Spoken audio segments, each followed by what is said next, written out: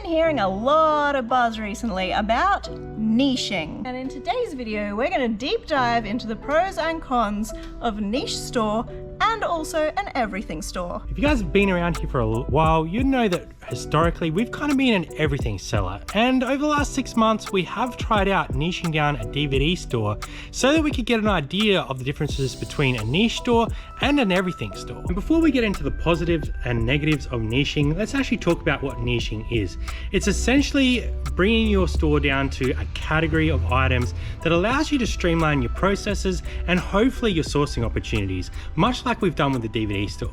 Alright, positive number one for niching is that when we're sourcing, we're getting a whole bunch of usually one thing from one or two places, which means that we have the opportunity to build really good relationships and connections there and get a really good price. Just like this whole pallet of DVDs here. The next positive is being able to have a consistent SKU system for all your items. So for example, with the DVDs, we know they're going to fit in those small boxes and we can label them all the same with different colors, allowing us to distinguish when that stock has come in and when we want that stock to be out of the store by. Even if you're niche to like clothing or toys, you're going to have one system to store it all in, which is going to make your life a whole lot easier when you're listing that item. The next advantage is when you're actually listing like items, you can create templates or even use sell similar on items that you've already sold.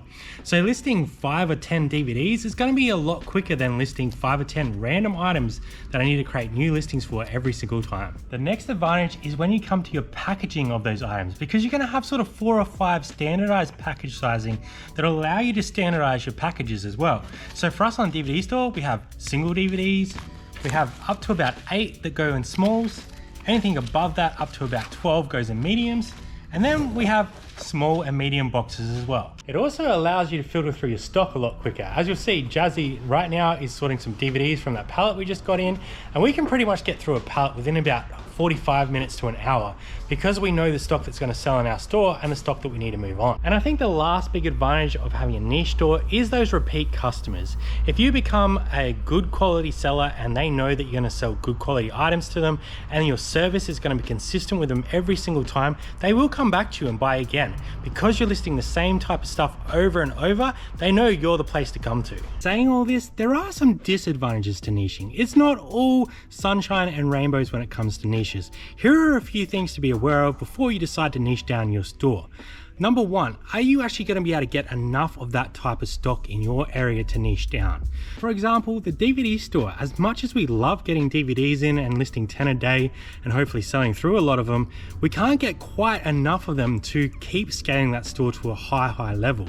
So it's going to take us a long time to build up those relationships and those places that we can get more and more DVDs. Don't get me wrong, we have been trying very hard and have built some amazing contacts in the DVD space. However, we wouldn't be able to scale that store to replace everything else that we sell. And that might not be as big an issue for you if you're working from home, but just be aware there is some caps on niching down a store. The next big one is market changes. All the time markets are changing and adapting, and some things will come into style and some things will go out of style. So let's say you're a VHS seller only. That would be quite a tough market to continue on, as over the last couple of months, VHSs have definitely taken a little bit of a dive. So sometimes niching down doesn't always work. Obviously there's categories that are going to last long term, like clothing, something people are going to always want, but whether you can get enough of that to continue to scale your store at the same rate is always going to be a challenge. All right, this one's probably going to wind a few people up, but let's talk about margins when it comes to niching. So when you niche, you're probably going to have to take a lot more of the scale of what is in that niche. So you're not only going to be grabbing the stuff that's worth $100, but you're probably going to be grabbing the stuff that's worth 15 to 20 as well. And guaranteed, a lot of that stock is probably going to be in that $50 to $30 range compared to those high-end items that are out there to be cherry-picked.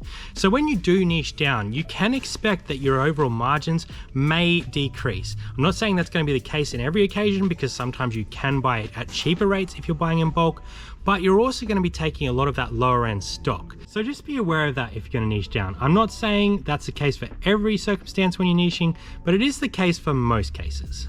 I think the next negative for niching is that you're gonna probably have to do a little bit more work to get the same money back. Because you are selling a lot of that lower ASP type of items, to make the same amount of money, you're probably gonna have to list more and therefore pack more.